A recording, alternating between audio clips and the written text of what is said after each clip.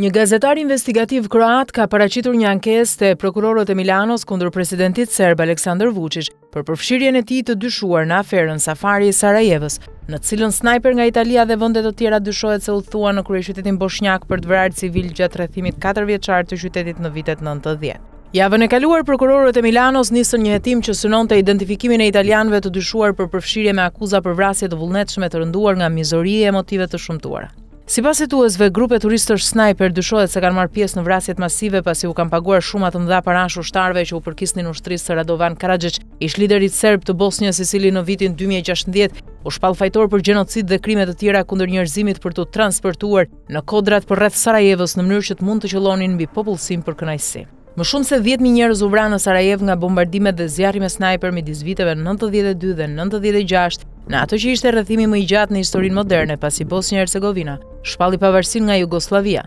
Snajperët ishin ndoshta elementi më i frikshëm i jetës në rrethim në Sarajev, sepse ata sulmonin pa dallim njerëzit në rrugë, përfshirë fëmijët. Hetimi filloi nga një ankesë ligjore e paraqitur nga Ezio Gjavazzeni, një shkrimtar me bazë në Milano, i cili i mblodhi prova mbi akuzat, si dhe një raport të dërguar prokurorëve nga ish kryebashkiakja e Sarajevës Benjamina Karic. Gjavazzeni tha se kishte lexuar për herë të parë raportet rreth turistëve të dyshuar snajper në shtëpinë italiane në vitet 90, por vetëm pasi pa Sarajevo Safarin, një dokumentar të vitit 2022 nga regjizori sloven Miran Zupanic, ai filloi të hetonte më tej.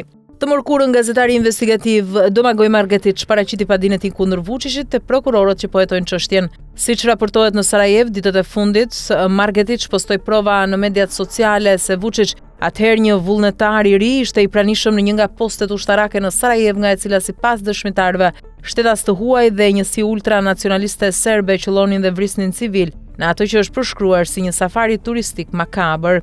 Nikola Brigida, një avokat që ndihmoi Gjavazzenin të përgatiste çështjen e tij, tha, provat e grumbulluara pas një hetimi të gjatë janë të mbështetura mirë dhe mund të çojnë në hetime serioze për të identifikuar fajtorët. Ekziston edhe raporti nga ish kryebashkiaku i Sarajevës.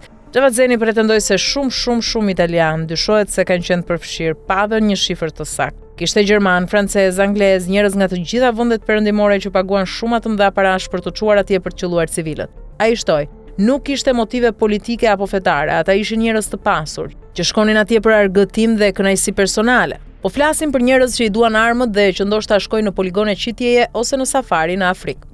Gjavazzeni pretendoi se të dyshuarit italian do të takoheshin në qytetin verior të Triestes dhe do të udhëtonin për në Beograd, nga ku ushtarët serbo-bosnjak do t'i shoqëronin ata në kodrat e Sarajevës. Kishte një trafik turistësh lufte që shkonin atje për të qelluar njerëz, tha ai. Unë e quaj indiferencë ndaj së keqes. Vučić ende nuk ka komentuar mbi akuzat, megjithatë thashë themet rreth kohës së tij në Sarajev kanë qarkulluar prej vitesh. Në një intervistë të vitit 2021 me një kanal televiziv bosnjak, presidenti serb mohoi në mënyrë të qartë të ketë qelluar ndonjëherë qytetin e rrethuar, duke i përshkruar akuzat si një manipulim politik të rrënjosur në retorikën nacionaliste të rinisë së tij dhe ekuilibrin e brishtë të pushtetit në rajon.